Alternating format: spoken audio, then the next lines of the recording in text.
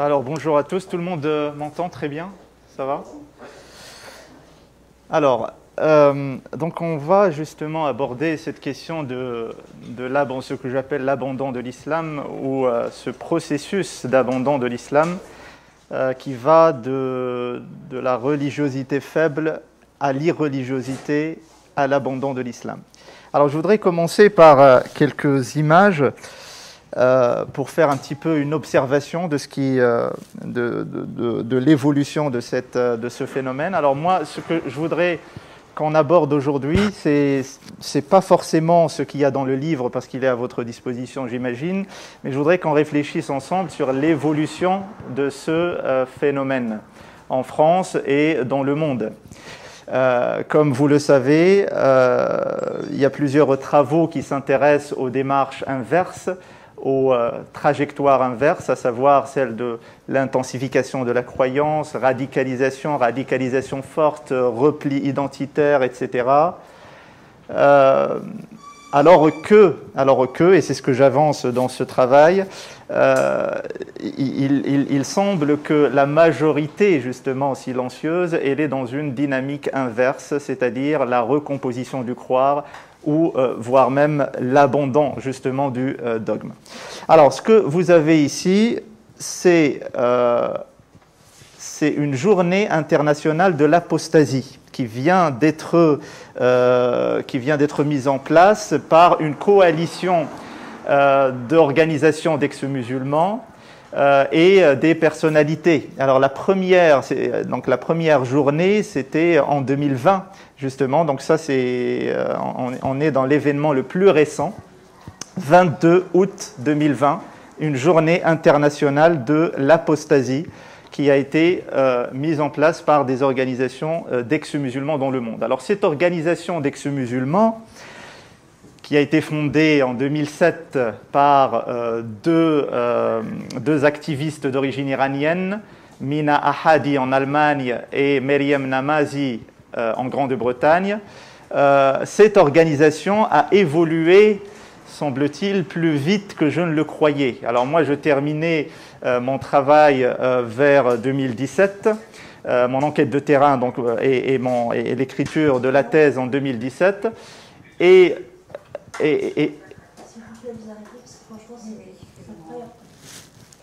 justement, donc, à ce moment-là, je termine ma thèse en imaginant que cette organisation va prendre de l'ampleur. Pas seulement cette organisation, puisque, il faut savoir, et je vais en parler, l'organisation ne représente que les militants.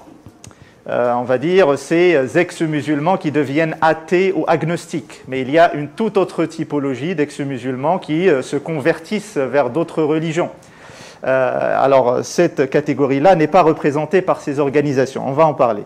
Mais je veux juste dire que cette organisation, semble-t-il, évolue justement rapidement. Le 22 juillet 2017, donc avant que je ne mette le point final sur ce travail, l'organisation organise justement une grande manifestation d'ex-musulmans dans le monde, en Grande-Bretagne. Et donc les ex-musulmans du monde entier se retrouvent à Londres. Il y en a qui ont été empêchés de sortir, surtout en Égypte, des activistes très connus qui ont été empêchés de sortir du territoire. En tout cas, c'était un événement très important et qui marque justement ce passage vers on va dire vers la lumière, puisque là, on est face à un phénomène d'apostasie ou d'abandon de l'islam. Je préfère abandon de l'islam, puisque apostasie, c'est un terme qui a une connotation un petit peu négative, mais dans tous les cas, c'est le terme qui est utilisé dans les textes de théologie. Donc là, on est face à un phénomène, justement, qui... ne l'oublions pas, qui est condamné parfois à mort dans certains pays. Donc là, on a un coming out, on a des apostats ou des ex-musulmans qui acceptent justement de se montrer à visage découvert, de témoigner et de raconter leur histoire.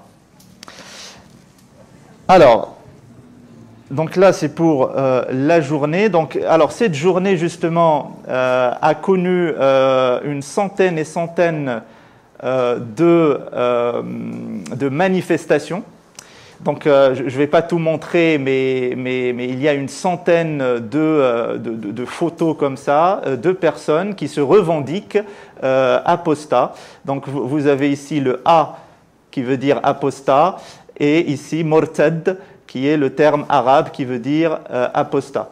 Donc, on a tous les âges, des couples, des garçons, filles, etc., etc. Il y en a qui hésitent encore, mais dans tous les cas, on est quand même devant une véritable manifestation qu'on ne connaissait pas avant.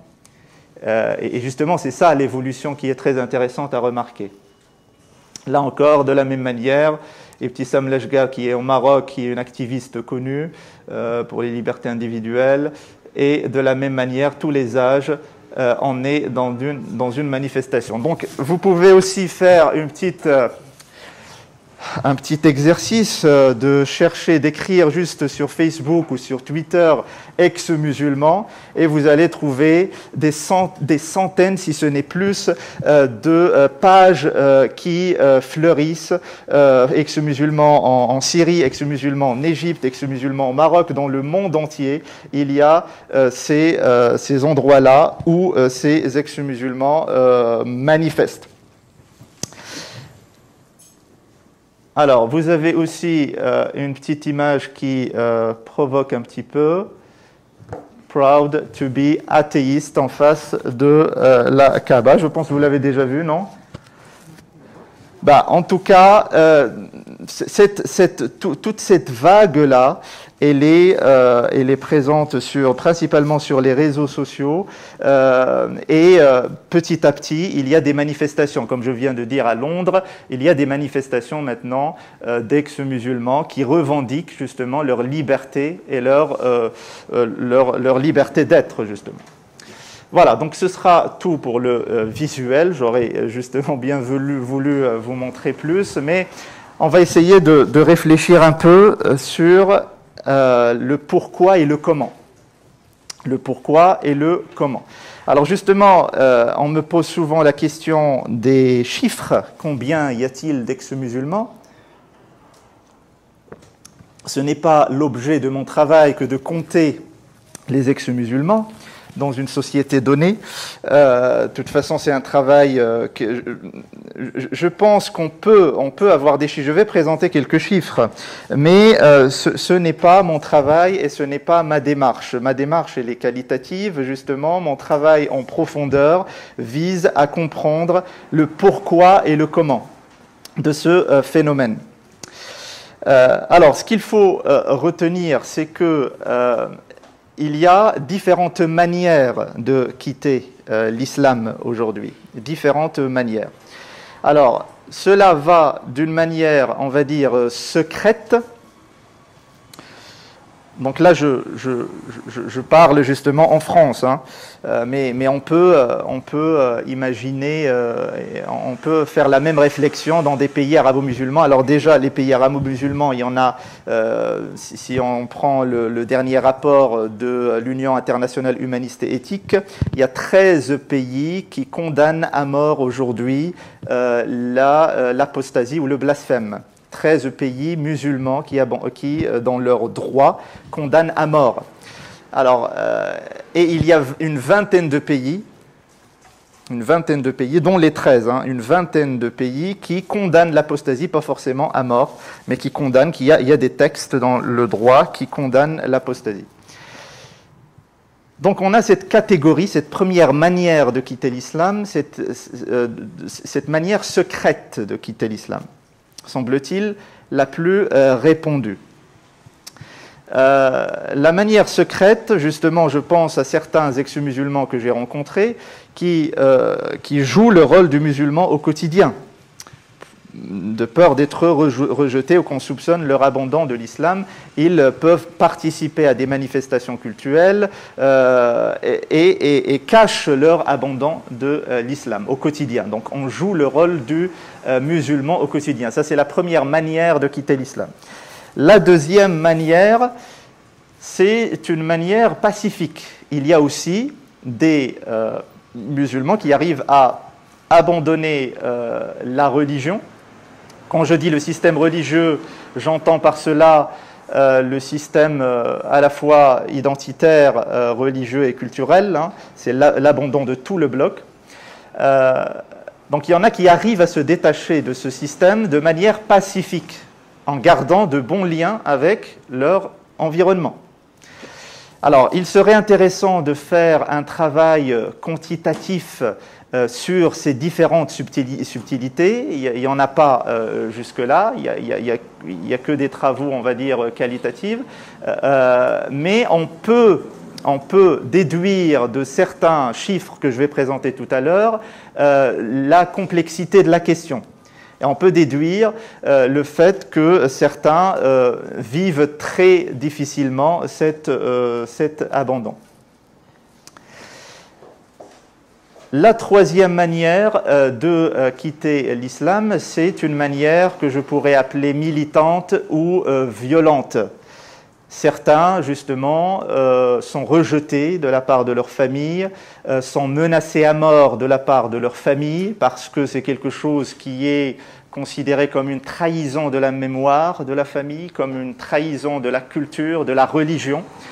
Et donc, c'est peut-être plus difficile que de faire son coming out homosexuel. Hein. C'est de la même façon que de dire « je suis athée », c'est quelque chose qui n'est pas forcément la bienvenue dans certaines familles musulmanes.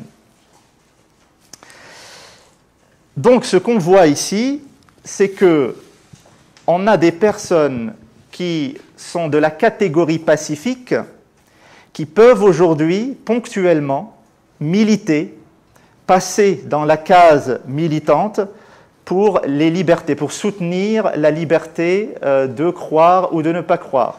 Ils ne vont pas en faire une cause de leur vie, mais ponctuellement, par exemple le 22 août ou des événements comme ça, ils peuvent se montrer, ils peuvent soutenir la liberté de croire ou de ne pas croire. Donc justement, on est dans une véritable évolution. Alors,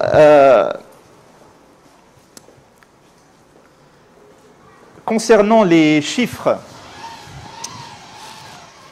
alors il y a quelques travaux de démarche quantitative qui peuvent nous permettre de voir un petit peu un panorama de cette question. Alors, le chiffre le plus récent, c'est celui de Arab Baromètre. Arab Baromètre, c'est un chiffre de 2018-2019. Ce chiffre-là, donc cette étude, s'est focalisée sur le positionnement de 25 000 répondants dans 10 pays musulmans. Donc là, on est dans des pays musulmans, pas en France. On revient, en France, on a un chiffre qui est explicite, et puis des chiffres qui nous permettent un petit peu de soutenir cette thèse. Mais là, alors là, dans les pays musulmans, on a 10 pays musulmans, 25 000 répondants. En 2013, on a 8% qui répondent « je ne suis pas religieux ». Je ne suis pas religieux. Donc je ne suis pas religieux, ça veut pas dire je ne suis pas musulman. Mais en tout cas, on est dans une recomposition du croire, une distance vis-à-vis du dogme, peut-être pas pratiquant, en tout cas pas religieux. Je garde l'identité, mais je ne suis pas religieux. Donc 8% qui répondent je ne suis pas religieux. En 2018, donc là c'était en 2013, en 2018, cette part monte à 18%. On a reposé la même question, 18% disent « nous ne sommes pas religieux ». Je fais les moins 30 ans. 18%, je fais les moins 30 ans. Pour le reste, c'est 13%. Mais gardons 18% pour faire les choses simples. Donc ça, c'est le chiffre le plus récent. On peut citer d'autres chiffres dans le monde. Il y a Wynn-Gallup International de 2012 qui a étudié cette évolution de l'athéisme dans le monde contre l'évolution de la religiosité. On a de 2005 à 2012 une évolution de l'athéisme de 3%, tandis qu'il y a un recul de la religiosité de 9%. L'athéisme augmente de 3%, la religiosité baisse de 9%. En France, donc Wynne Gallup International 2012 a étudié la même question en France, on a de 2005 à 2012 une augmentation de l'athéisme de 15% et une baisse de la religiosité de 21%. Donc ça, c'est un chiffre, j'imagine, qui a été, qui est très, très célèbre, parce que cette année-là, elle était particulière, on sortait de ce qu'on appelle les printemps arabes, etc. Et puis il fallait voir les dynamiques dans ces pays. Mais en France aussi, on voit qu'il y a cette évolution. Dans ce même rapport, oui. Juste la dernière étude que vous avez donnée en France. Peut-être les questions, excusez-moi, peut-être les questions, on pourra les tenir plutôt pour la fin. Ok, mais... C'était juste sur un point, c'est juste sur la dernière étude. Ouais. Est-ce qu'elle concerne tout le monde ou est-ce qu'elle concerne uniquement les musulmans? Parce que je suis pas sûr d'avoir compris. Non, tout le monde. Tout le monde, ouais. Vous avez bien fait de le rappeler. Wynne Gallup International, c'est tout le monde, y compris les musulmans. Et il y a un chiffre intéressant, parce que la même étude en Arabie Saoudite, ils ont posé la question en Arabie Saoudite, donc en l'occurrence ici des musulmans, j'imagine, et la réponse c'était, 5% qui disent nous sommes athées convaincus, en plein milieu de l'Arabie Saoudite. 5% on est des athées convaincus. Et 19% nous ne sommes pas religieux. 19%, au cœur de l'Arabie Saoudite. Vous savez, après ce travail, j'avais l'ambition de poursuivre la même démarche dans un pays musulman. Et comme je suis un petit peu très motivé, je voulais poursuivre le travail en Arabie Saoudite. L'abandon de l'islam en Arabie Saoudite. J'avais monté le projet et justement, c'était avec l'affaire Khashoggi, donc l'affaire du journaliste qui a été démembré. Donc à ce moment-là, je me suis dit... faut que je me démotive un petit peu. Voilà.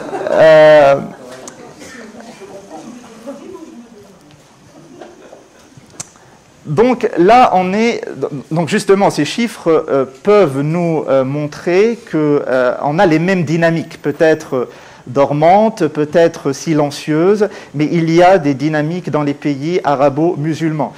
Dominique Avant, que vous avez écouté tout à l'heure, a écrit un article justement qui montre qu'il y a plusieurs activistes, plusieurs apostats, entre guillemets, dans les pays arabo-musulmans qui soit ont été exécutés, soit ont été exilés, etc., etc. Donc il y a énormément de personnalités qui sont connues dans ce domaine et qui peuvent nous alerter sur ces questions.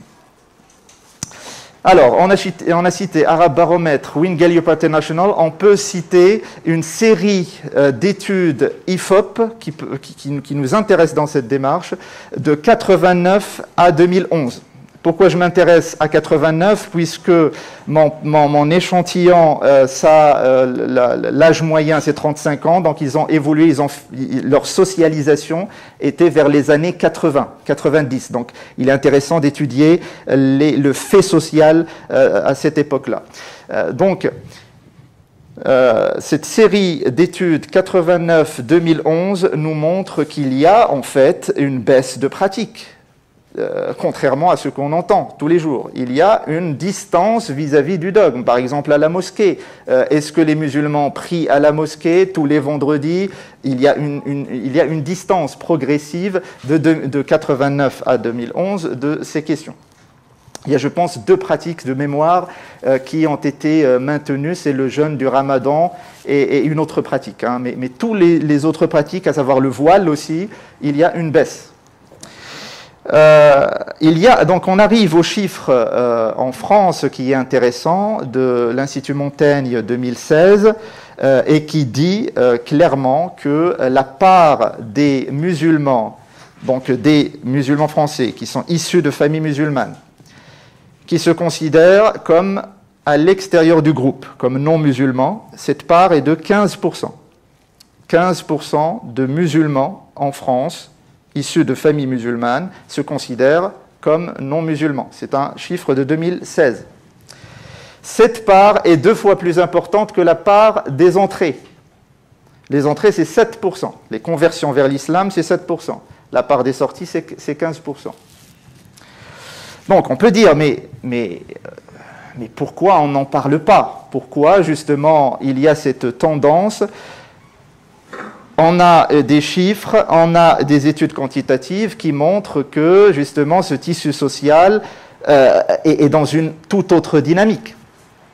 Ben justement, c'est ça l'objet de la réflexion, puisqu'on a les questions de radicalisation, c'est une question, on va dire, minoritaire dans le tissu social musulman, parfois même ultra minoritaire, mais elle prend le dessus, puisqu'on est sur une minorité active. Et une majorité silencieuse, qui se cache même, les ex-musulmans se cachent. Donc, la majorité silencieuse, la minorité active, elle prend le dessus. Alors, on a un chiffre aussi, et je vais arrêter là pour les chiffres, puisqu'on me pose souvent la question des chiffres, pour aller maintenant à la démarche qualitative, qui, à mon sens, est la plus intéressante pour comprendre les mécanismes de sortie. Le dernier chiffre que je cite, c'est celui de l'INED 2015, 51%. Donc là, on est sur la deuxième, troisième génération de musulmans en France.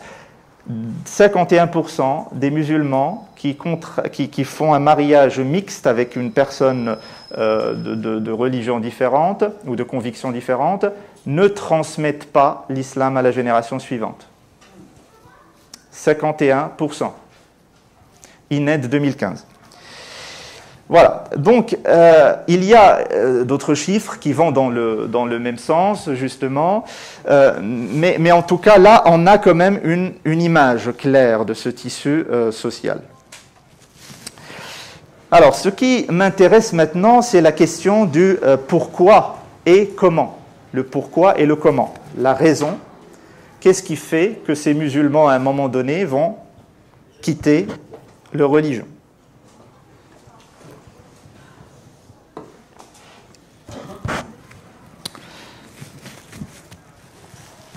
Alors, je détaille trois facteurs qui agissent. Et on veut faire une analyse macrosociale. Après, on va un petit peu analyser le fait microsocial. Si on fait une analyse macrosociale, il y a trois facteurs qui agissent sur l'expérience religieuse du musulman et la décème de son sens, puisque c'est une affaire de sens, au final.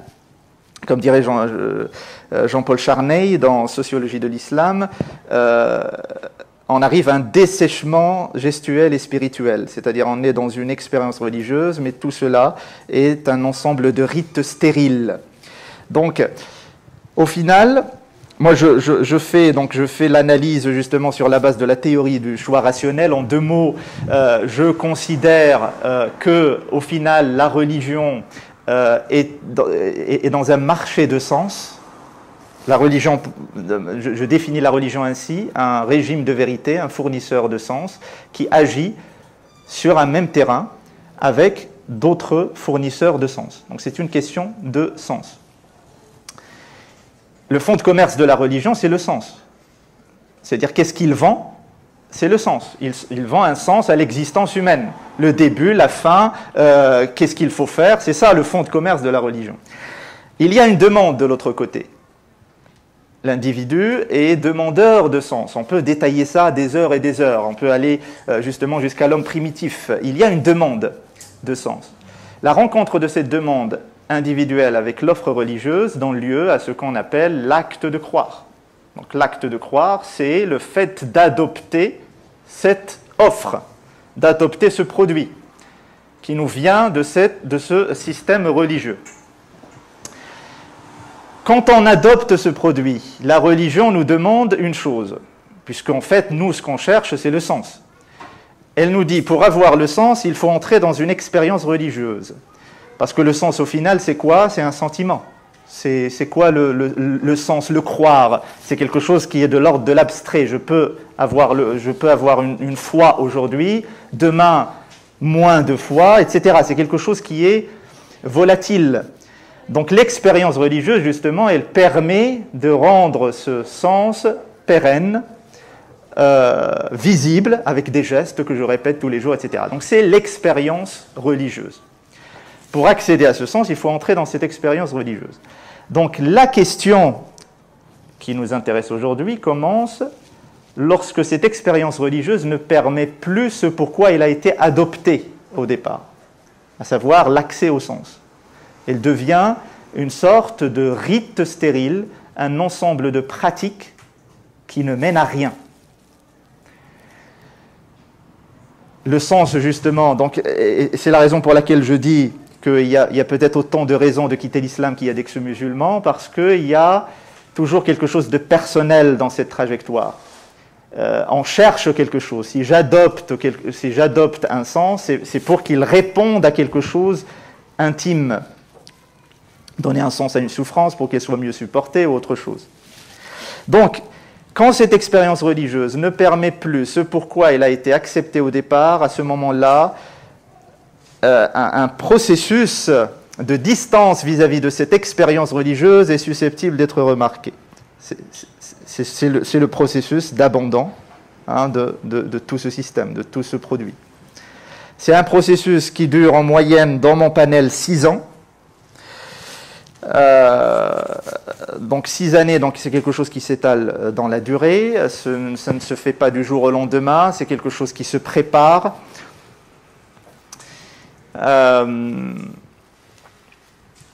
Et donc jusqu'à arriver à la phase terminale qui est celle de l'abandon.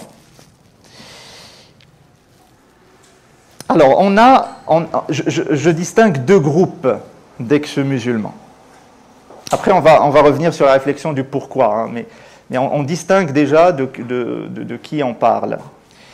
Je distingue 2 groupes d'ex-musulmans.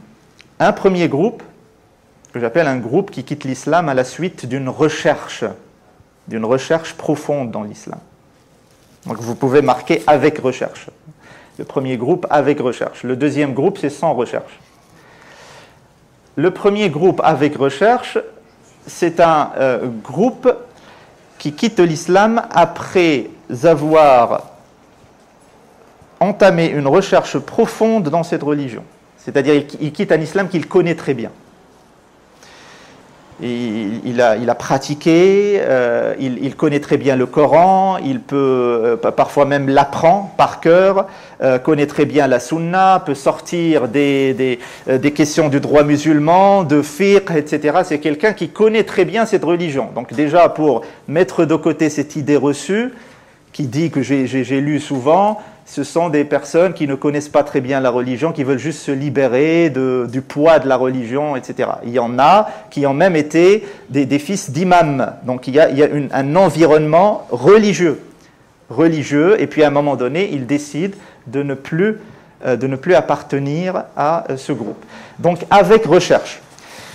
Quand je dis avec recherche, c'est-à-dire à un moment donné, on a rencontré une question qui a soulevé un doute, une question problématique qui entre en contradiction avec cette croyance, et à ce moment-là, on décide d'entrer dans une recherche pour trouver une cohérence. Je vais arriver au processus, mais c'est comme ça que ça se fait au final, c'est une question de doute. Le processus, c'est le doute. Vous savez, la croyance, parce que je travaille dans un autre côté sur les questions de radicalisation. Donc au final, c'est le même, on va dire, c'est la même trame, l'intensification de la croyance, l'abandon de la croyance. La question du doute. La croyance, naturellement, elle change. On connaît, en anthropologie, en sociologie, il y a différents travaux sur la croyance, l'adoption, le maintien et l'abandon d'une croyance. Il y a différents travaux, Raymond Boudin et d'autres, Jean-Claude Abric. Comment une croyance change, c'est à partir d'un doute. Quand il y a un doute qui s'installe, il y a une recomposition du croire. Une croyance sans doute, c'est le totalitarisme. Le totalitarisme ferme les portes du doute. Vous pouvez appeler ça radicalisation violente, on est dans la même idéologie, c'est fermer les portes du doute, ne plus douter et adopter cette croyance. Donc tout le travail, justement, c'est de permettre que la croyance joue naturellement dans ce champ du croire. Si elle joue naturellement, elle va se recomposer, elle va s'adapter. La croyance est faite pour s'adapter justement à l'environnement. Et donc, ce premier groupe entre dans une recherche profonde de la religion, et puis justement, il suit son cours.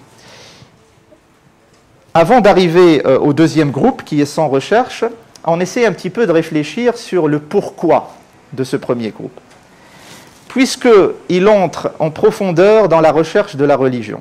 Donc, le pourquoi, il est lié au religieux. La raison, l'élément déclencheur du processus, il est lié au religieux, au contenu de cette offre religieuse. C'est le premier facteur que je détaille. Le premier facteur d'abandon de l'islam, c'est le contenu de l'offre religieuse. Donc, on ne peut pas dire que l'offre, non, l'offre, elle est satisfaisante. L'offre, aujourd'hui, semble ne pas satisfaire de manière complète aux demandeurs. Si on a le temps, je vous donne un exemple. Prenons la question d'apostasie, puisqu'on parle justement de cette question de sortie de la religion.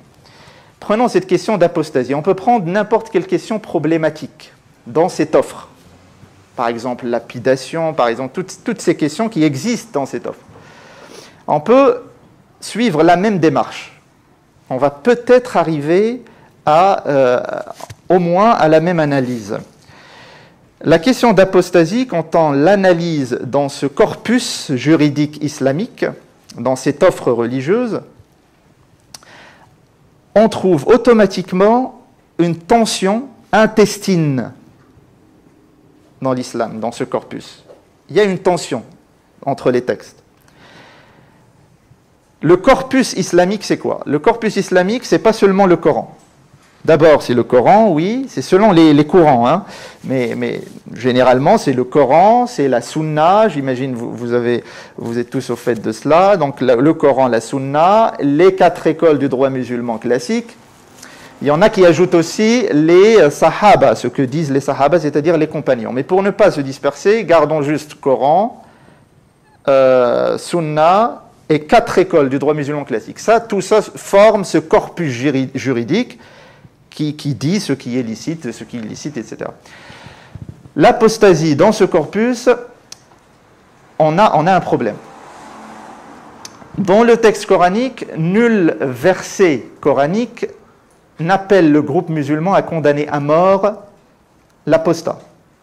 Au contraire, il y a des versets qui vont dans le sens d'une liberté de croire ou de ne pas croire. Donc ça, c'est de 1. Dans la sunna, on a l'événement et son contraire. Parce que la sunna, c'est pas un livre, la sunna. La sunna, c'est plusieurs livres qui se contredisent, c'est des versions qui racontent la biographie du prophète de l'islam, qui réunissent les paroles attribuées au prophète, les hadiths. Il y a à peu près 700 000 hadiths, donc on parle de quelque chose de très grandiose. C'est la raison pour laquelle ces juristes se sont spécialisés dans le filtrage de ces hadiths, de ce qui est authentique, de ce qui n'est pas authentique. Donc, dans la sunna, on a l'événement et son contraire. Moi, j'ai sorti 13 événements d'apostasie à l'époque du prophète de l'islam qui n'ont pas été condamnés. 13 événements d'apostasie dans ces textes de la sunna qui sont acceptés par les musulmans sunnites, qui n'ont pas été condamnés.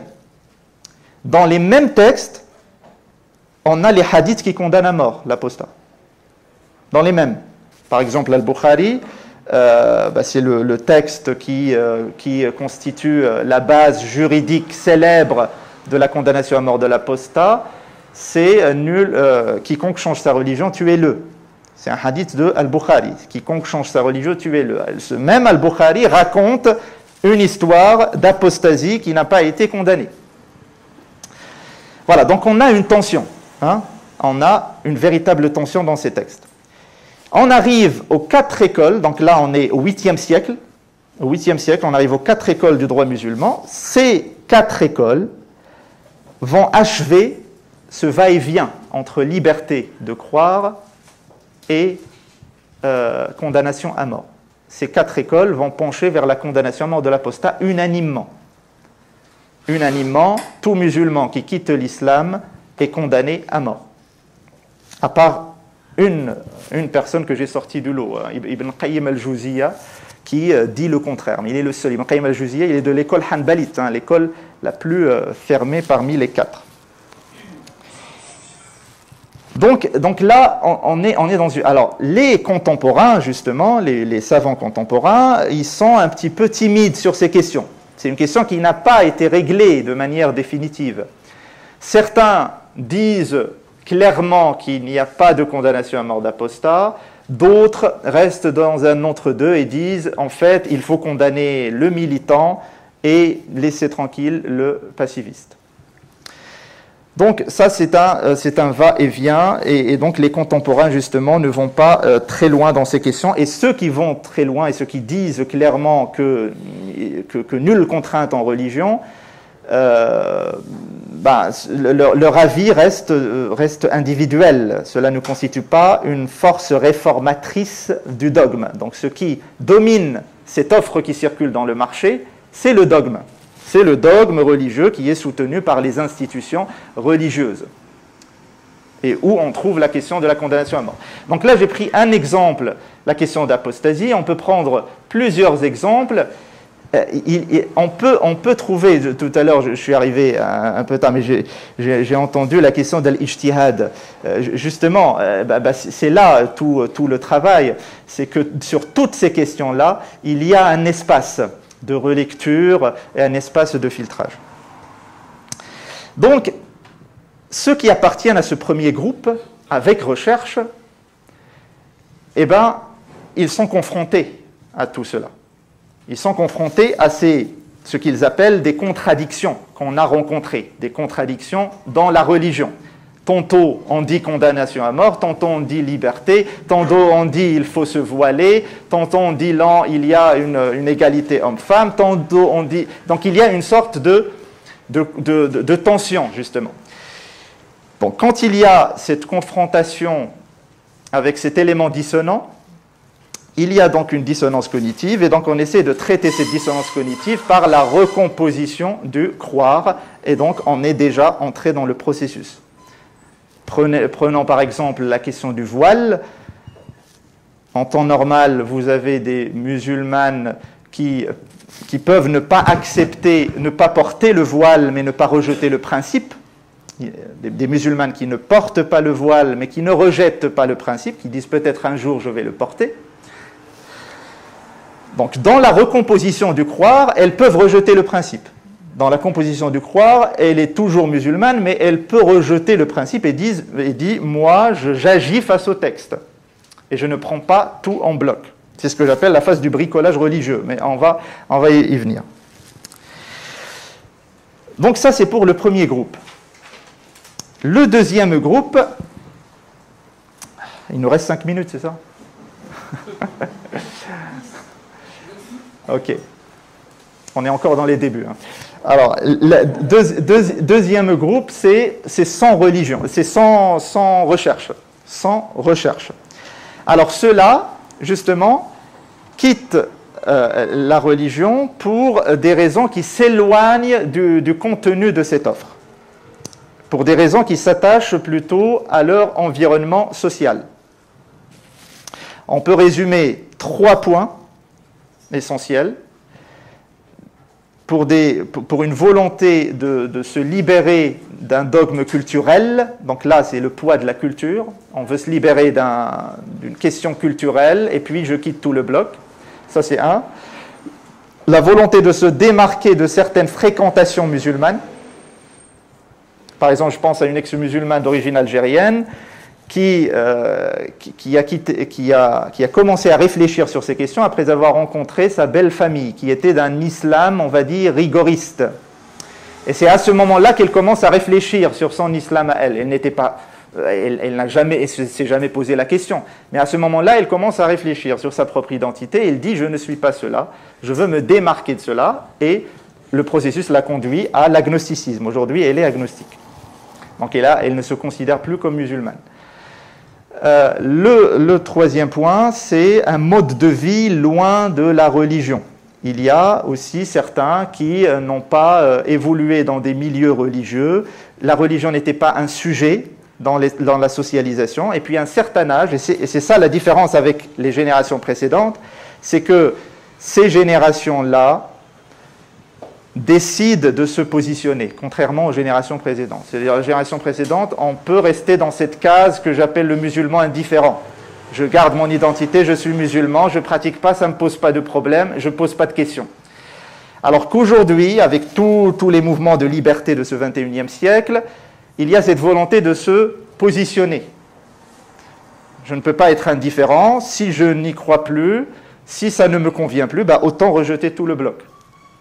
Et donc, un mode de vie, loin de la religion, peut aussi conduire à un certain âge, ils vont se considérer comme non musulmans. Alors, je veux juste, en 5 minutes qui restent, parler un petit peu de ce processus.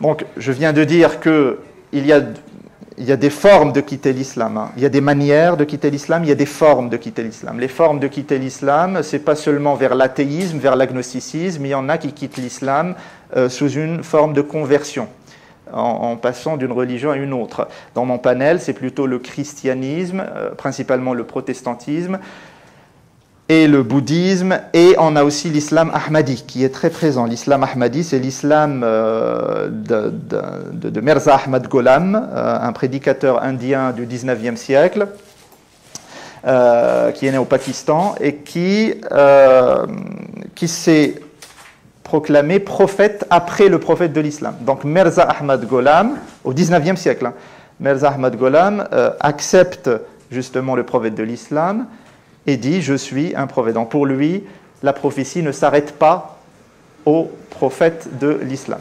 Les musulmans ahmadis lisent le même texte coranique, ils font les mêmes prières, le même jeûne de Ramadan, c'est la sunna qui est un petit peu différente.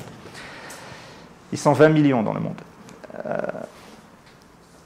Donc il y a cette conversion, puisque c'est une conversion en fait, pour passer à l'islam ahmadi, il faut accepter Mirza Ahmad Gholam, donc il y a un rite, il y a une conversion. Ils ont un calife à Londres.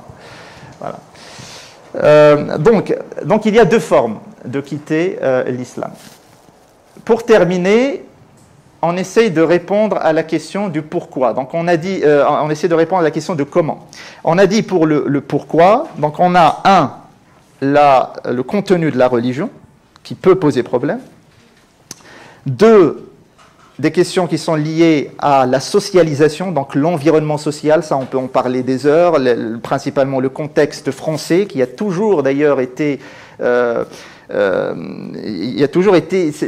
y avait toujours cette défiance vis-à-vis du religieux dans l'imaginaire français.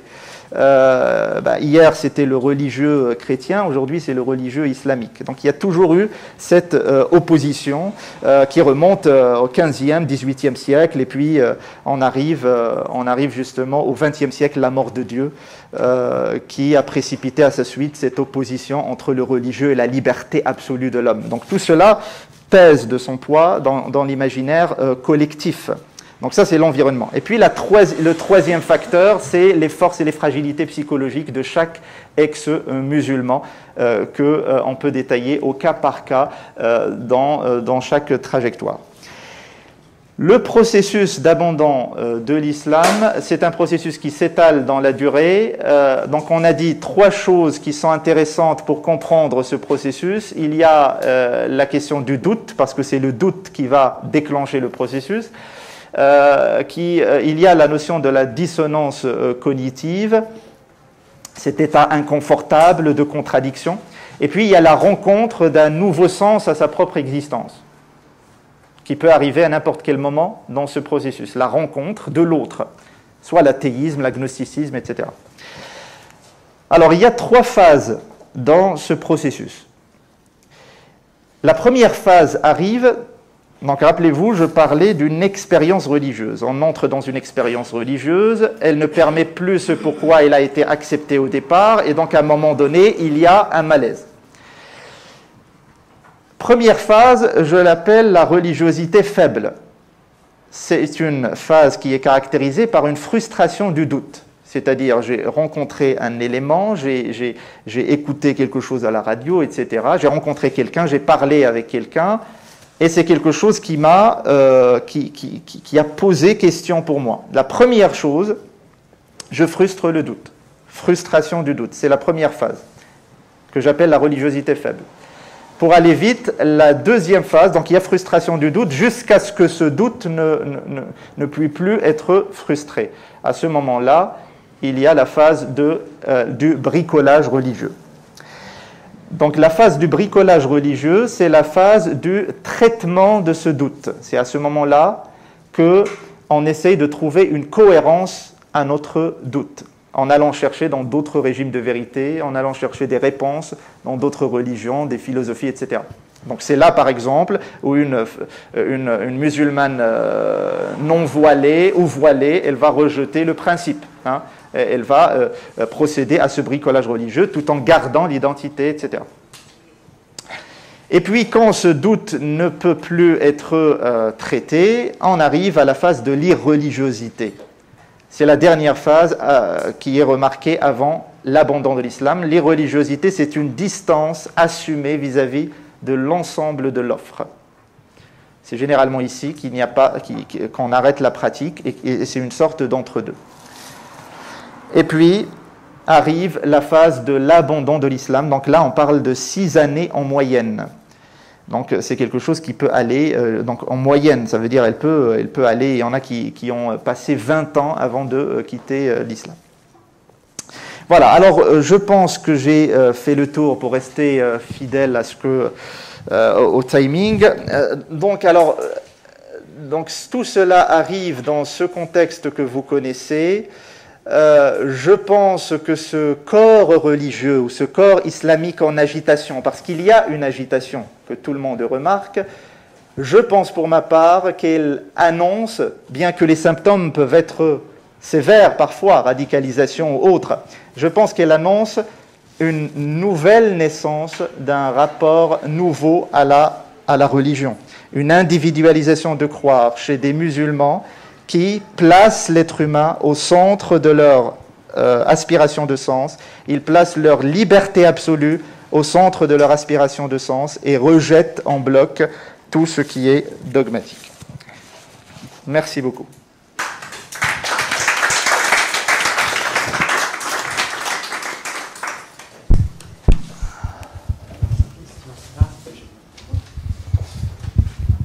Bien, merci pour l'exposé également. Je voulais juste avoir précision. Déjà, la manifestation à Londres, c'était le 22 juillet 2020, c'est ça? Oui, 21, 22 juillet. Ouais. D'accord, merci. Alors en fait, ma question, c'était par rapport à les formes pour quitter l'islam. Vous avez cité l'athéisme, le christianisme, plus protestant, bouddhisme et le mouvement Ahmadi. Et en fait, je voulais... Il y a le déisme aussi, il y a le déisme. Il y en a qui se considèrent comme déistes. Ah oui, ouais. Oui, effectivement. Merci. Et alors, moi, je voulais savoir si, dans tout ça, parce que je crois que parmi les mouvements post-musulmans, il y a le mouvement Ahmadi, mais je crois qu'un peu plus connu, diffusé... au niveau de la planète, il y avait le mouvement, la foi Baha'i, comme ils disent, et je voulais savoir s'il y avait une tendance par rapport à ça, et par rapport à tout ce que vous avez mentionné. Justement, est-ce que vous avez des chiffres pour voir si on peut esquisser des proportions des uns par rapport aux autres? Les proportions, moi j'ai des proportions dans mon livre, mais c'est une démarche qualitative, donc ce ne serait pas intéressant d'avancer un chiffre là-dessus. Mais sur les proportions, il faut aller voir sur chaque église. Et par exemple, pour ceux qui se convertissent vers le christianisme, l'Église pourrait donner des chiffres, mais ce n'est pas automatique. Moi, j'ai dû passer beaucoup de temps pour installer une phase de mise en confiance, pour pouvoir rencontrer ces ex-musulmans chrétiens, parce qu'il y a une protection, justement, ils sont menacés à mort, théoriquement. Donc les chiffres, je ne pense pas qu'il y ait des chiffres publics sur ces questions.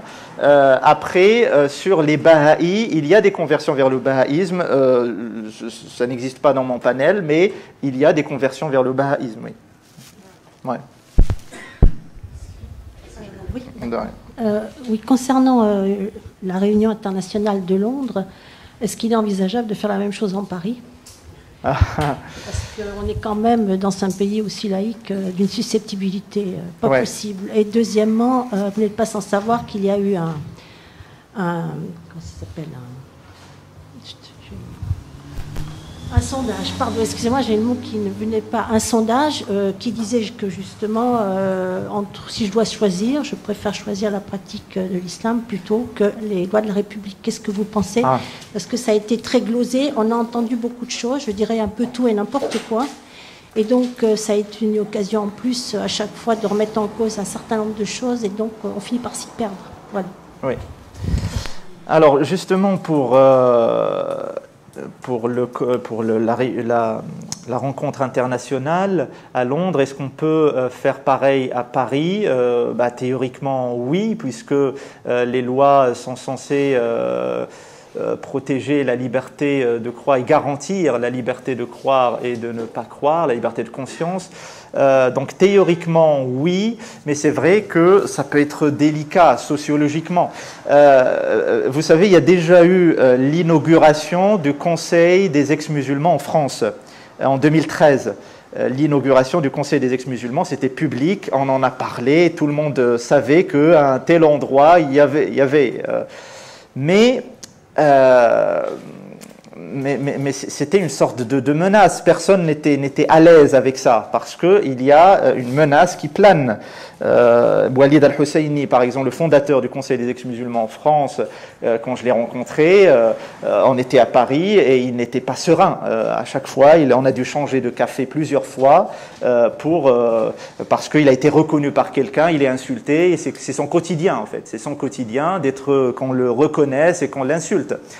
Donc, toutes ces questions peuvent rendre délicat, je pense, une telle organisation en France. Mais cela est possible théoriquement, puisque les lois garantissent cette liberté. Pour le deuxième chiffre, il y a, je pense que vous parlez du chiffre IFOP, c'est ça, IFOP Charlie, c'est le dernier chiffre. Il y a beaucoup de chiffres similaires. Vous savez, dans les chiffres, on peut trouver tout. Tout ce qu'on veut, on peut le trouver en chiffres. Donc la question, c'est de recouper les chiffres. C'est ça tout le travail sociologique. C'est-à-dire, je prends une période donnée, je prends un chiffre, je recoupe avec d'autres chiffres et j'essaie de voir est-ce qu'il y a une évolution cohérente ou pas. C'est vrai que ce chiffre-là pointe certains musulmans, je pense, si je me rappelle bien, ils parlent de 70%, c'est ça ? 70% dans le tissu social qui place la loi religieuse au-dessus de la loi de la République. Je suis sceptique face à ce chiffre parce qu'on a différents chiffres, enfin tous les chiffres que je vous montre, on a d'autres chiffres qui vont dans le sens inverse. La question de la radicalisation violente, moi je travaille dans ces questions auprès de l'État, on est dans une minorité, c'est une ultra-minorité. Après, il y a une autre analyse à faire de revendication. Parce que quand on touche par exemple à une identité, quand par exemple on a des discours médiatiques, des discours politiques, il y a parfois des revendications qui peuvent sortir. Il y a des personnes qui sont pas pour le voile et qui peuvent défendre le voile. Il y a des personnes qui sont pas pour certaines pratiques mais qui vont défendre. Ça, ce sont des phénomènes sociologiques qu'on peut remarquer face à certains discours médiatiques et politiques. Mais je reste quand même très prudent face à ces chiffres.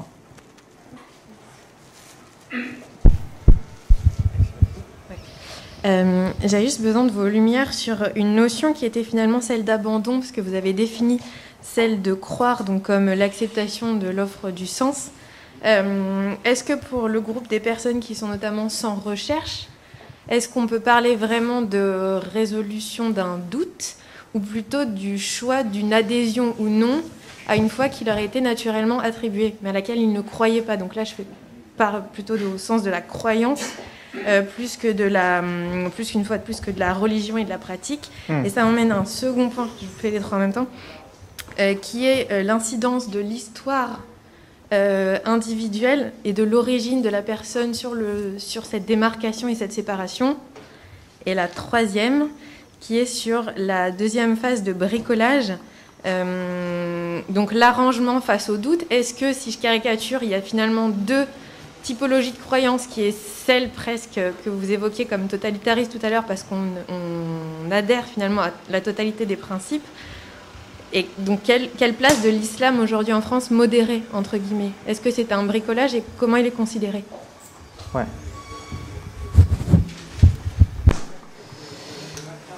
Oui, alors pour le deuxième groupe, sans recherche.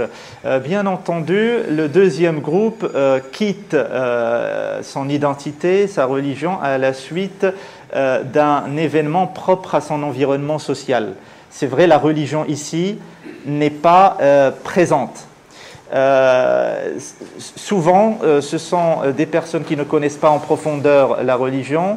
Certains ne connaissent même pas la différence entre Coran et Sunna, n'ont jamais lu le Coran, etc. Donc la religion ici n'est pas présente. Je pense que ici, parce qu'on m'a déjà posé la question sur la notion d'intégration, puisque j'en parle pas beaucoup, la notion d'intégration, puisque pour rester fidèle à mon observation, ils se considèrent tous comme français, leur identité française fait partie de leur patrimoine, donc ils n'ont pas besoin de s'intégrer à quelque chose.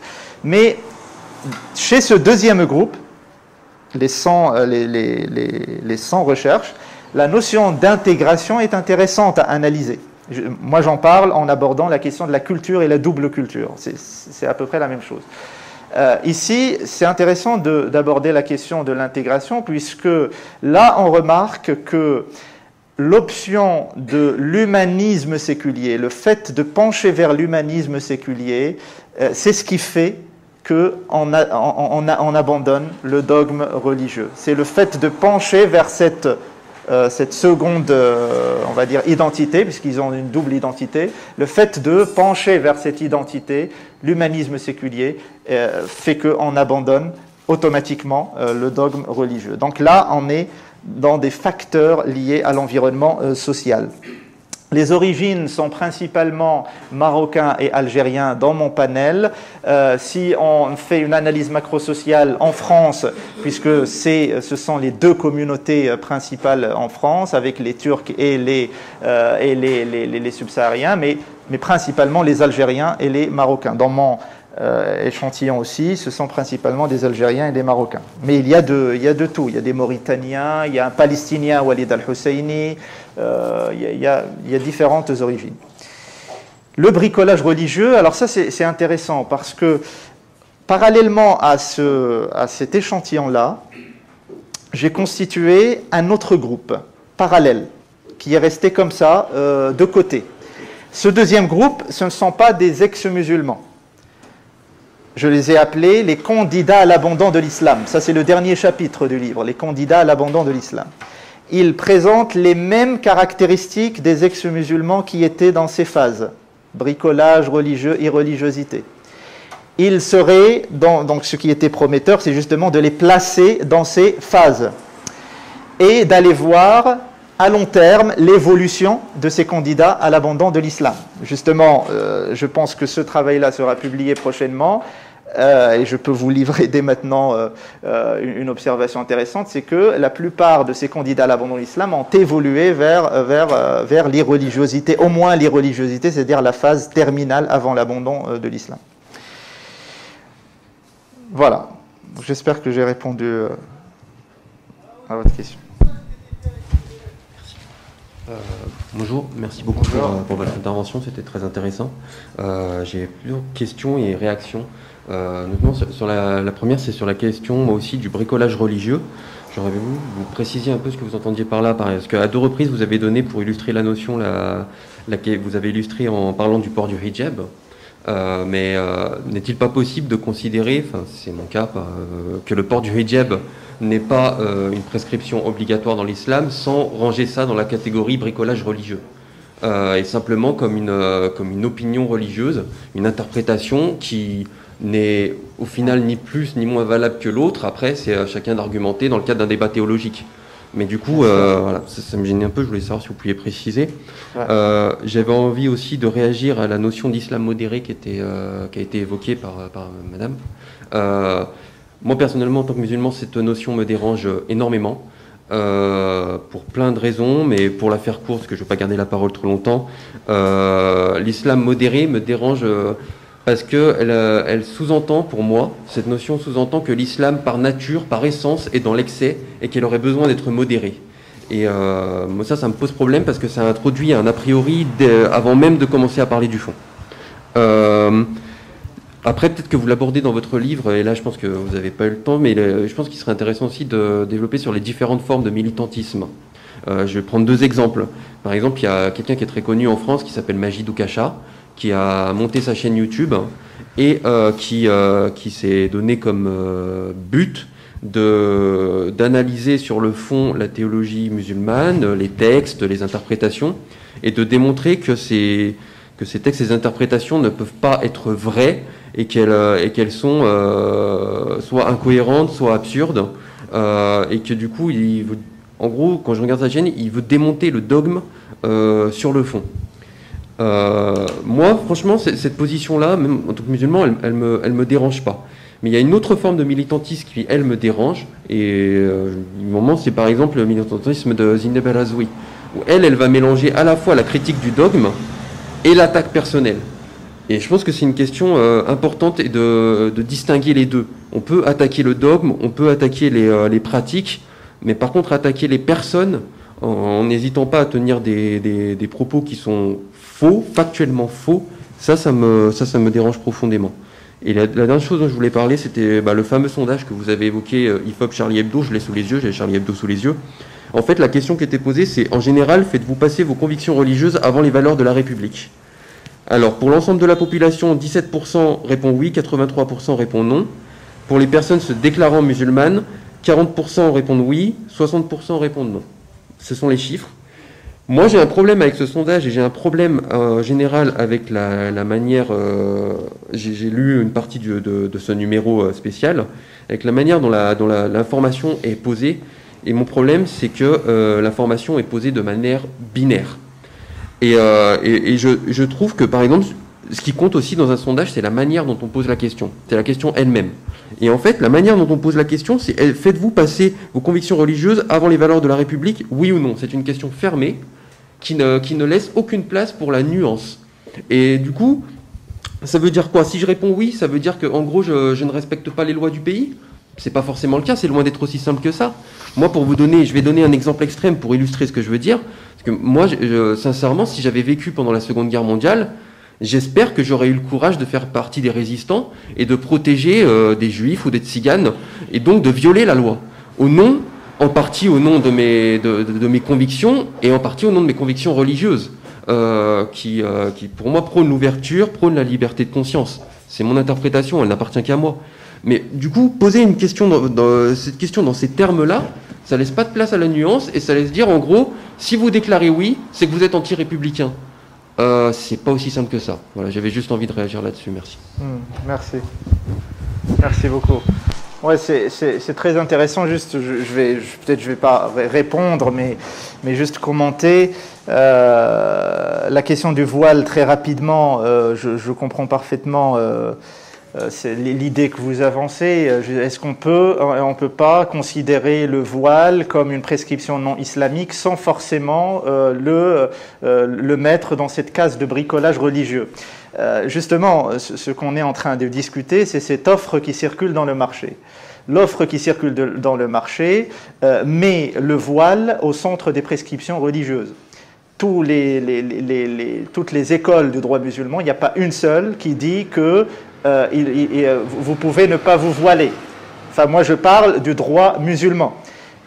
L'offre qui circule dans le marché, l'islam qui est présenté. Après, comment? L'offre extrêmement majoritaire. Mais il existe aussi une offre qui est certes très minoritaire, je le concède totalement, mais qui est sur la position dont je vous ai parlé. Et vous savez, en matière de religion, il y a tous les avis possibles. Il y a même une mosquée homosexuelle à Paris. Donc justement, mais je ne la mets pas dans cette offre. Ce sont des démarches individuelles qui ne constituent pas une force réformatrice du dogme en lui-même. Donc l'offre, c'est ça. Et justement, là, maintenant, la question, c'est ma position face à ce dogme, la position individuelle face à ce dogme. Justement, c'est là où il y a des démarches individuelles qui vont rejeter, qui vont filtrer, qui vont prendre ceci, rejeter cela, et je considère ce sont des démarches individuelles, et c'est ce que j'appelle justement le travail de bricolage religieux. Ce n'est pas péjoratif, le bricolage religieux, c'est juste le fait de traiter, de traiter des questions et d'exister face à un texte, face à une offre. La question de l'islam modéré, bon, je ne sais pas, j'ai pas d'avis. Moi, je considère en 2 mots, et je pense que je l'ai détaillé longuement dans un chapitre, les questions de rationalité. Je pense que ce qui est rationnel pour les uns est irrationnel pour les autres, ce qui est modéré pour les uns est pas modéré pour les autres, et donc finalement, on est face à des lectures. Il n'y a pas une seule ou un seul, on va dire, un islam. Il y a différentes lectures. Après, bon, Majid Oukacha, Zineb Al-Razwi, oui, c'est vrai, Majid Oukacha est un ex-musulman, il le dit. Je ne commenterai pas son travail, mais en tout cas, il y a de plus en plus d'ex-musulmans comme ça qui deviennent militants et qui font de cela une cause. Après, il y a différentes démarches. Majid Oukacha a une démarche particulière, je pense qu'il se rapprocherait un petit peu de celle de Walid al-Husseini, bien que Walid al-Husseini, le Palestinien, le fondateur du Conseil des ex-musulmans en France, lui, il ne parle pas français très bien. C'est la raison pour laquelle on ne le voit pas beaucoup dans les médias. Mais lui, il est peut-être dans la même démarche de Oukacha, c'est-à-dire aller dans les textes et justement déconstruire le texte. Ceux-là, je ne pense pas qu'ils sont suivis beaucoup par le tissu social musulman, je pense. Mais je n'ai pas d'informations définitives là-dessus. Voilà. Oui. Ok, donc merci pour cette présentation, très intéressante. Je voulais revenir sur une chose, évidemment, la déconstruction du texte, elle a été évidemment, entreprise par divers auteurs, notamment Jean-Jacques Walter, dont je t'ai parlé tout à l'heure, qui est un monsieur qui a l'âge de 83 ans, je crois, et qui est un scientifique à l'origine, et qui a appliqué ce qu'on appelle la théorie des codes au Coran, et qu'il a trouvé qu'à minima, il y aurait 50 auteurs différents dans la rédaction du Coran. D'accord ? Quant au verset dont tu parlais tout à l'heure, en disant qu'il était dans il était dans les hadiths et pas dans le Coran, ben moi j'ai lu le Coran et j'ai trouvé le verset où il est question de tuer l'apostat. Alors je voudrais bien l'avoir. Ah ben je te l'enverrai justement. Ah bah, je l'ai. Tu sais pas, je te tutoie parce qu'on a parlé. On a tu sais, depuis que j'ai commencé ce travail, ouais. J'ai fait peut-être maintenant une centaine de conférences. À chaque fois, on me dit, je vais t'envoyer le verset. Ah ben moi je t'envoie le verset. Moi, ok. Voilà. Je vais te le retrouver. Mais je voudrais bien l'avoir, ça me fera réfléchir. Ouais. Quant à, justement, encore une autre question par rapport à l'Arabie Saoudite, je ne sais pas si tu connais Raif Badawi. Bien sûr. Il gît en prison depuis des années. Tout simplement, pourquoi ? Parce qu'il avait écrit sur Facebook, en plein Ramadan, « S'il vous plaît, donnez-moi un passeport pour sortir d'ici. » Voilà. Voilà où on en est, quoi. Donc, moi, je ne suis pas d'accord dans l'idée d'être optimiste. Moi, je suis vraiment pessimiste quant à la religion musulmane. Pourquoi ? Parce que tout simplement, les tenants du pouvoir, eh bien, ça les arrange, en fait, que le petit peuple reste un petit peu avec des œillères, quoi. C'est tout. Or, il y a une anecdote qui est connue. Le biographe du roi Faisal, je crois, ou des années 70, il me semble, avait raconté l'anecdote suivante. C'est que le roi, quand il voyageait avec sa propre caisse de whisky qu'il mettait sous son lit dans sa chambre pour qu'on n'y touche pas parce qu'il avait des marques à lui. Alors, c'est un musulman celui-là. Et voilà quoi, on en arrive en fait à des absurdités extraordinaires. Voilà.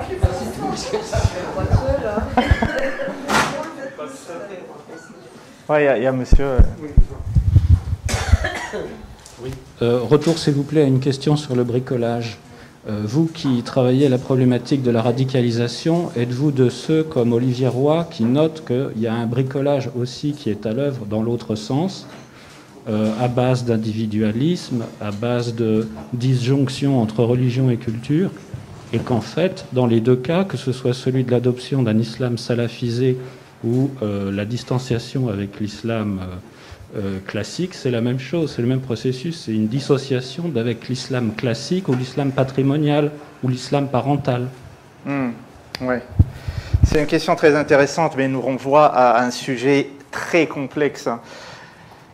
La radicalisation, moi, j'aime pas écrire sur la radicalisation. Vous savez, aujourd'hui, tout le monde travaille sur la radicalisation. Hein.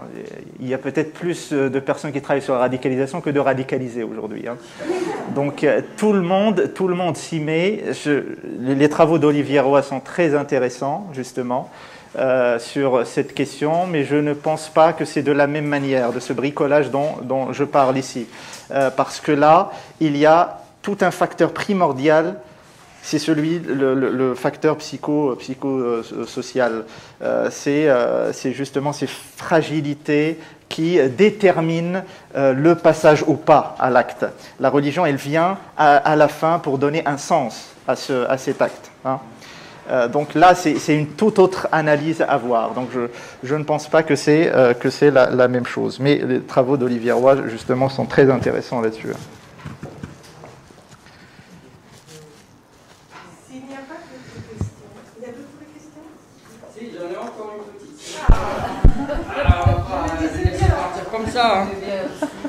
À propos de statistiques, en fait, j'ai lu des statistiques il y a quelques années déjà. Alors, je ne sais pas ce qu'elles valent, où il était question d'un pourcentage de non-croyants en Arabie Saoudite supérieur aux chiffres du Maghreb, c'est-à-dire Algérie, Maroc, laissant de côté la Tunisie parce que c'est un petit joyau à part. Est-ce que tu as des... Non, celui-là, non. Celui-là qui dit que plus que les Maghreb. Je t'enverrai le texte aussi. Ok, envoie-le avec le verset. Plein de trucs. Ça serait très bien.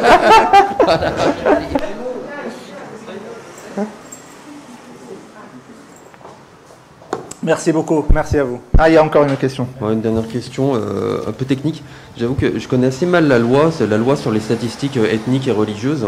Et donc du coup, je me demandais si vous la connaissiez, vu que vous avez cité des chiffres, si vous pouviez un peu l'expliquer, et justement si du coup cette loi n'entrait pas en contradiction avec la possibilité d'avoir des chiffres qui vous permettent de travailler justement sur votre thématique. Ouais, justement, cette loi interdit aux organisations publiques de faire des sondages sur la base de l'ethnie, de la religion. Ce sont des instituts privés, IFOP ou autres, qui peuvent, donc c'est l'exception justement, qui peuvent faire ce type de sondage, mais avec des restrictions sur comment on va conserver l'information, il faut que ce soit anonyme, etc. etc. Il y a tout un ensemble de critères qu'il faut respecter et je pense qu'ils respectent ça. Surtout le dernier qui est l'Arab Baromètre, c'est de l'université Princeton, c'est celui qui a fait le travail sur 10 pays, 25 000 répondants. Ça, je pense, c'est un travail colossal et c'est le dernier chiffre qu'on a le plus récent sur cette question. Bien, merci infiniment.